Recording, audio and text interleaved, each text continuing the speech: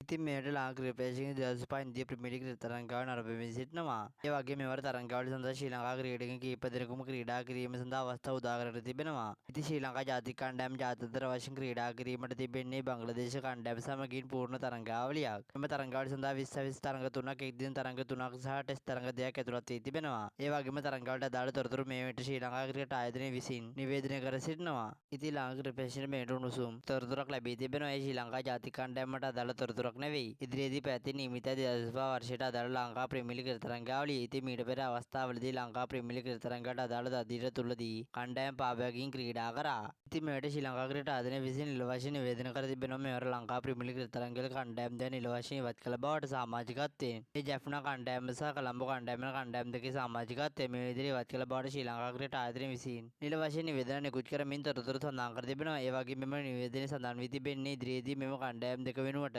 තරඟාවලිය සඳහා එකතු වන කණ්ඩායම් දෙක සම්බන්ධයෙන් නිවේදන නිකුත් කරමින් බලාපොරොත්තු වන බවට.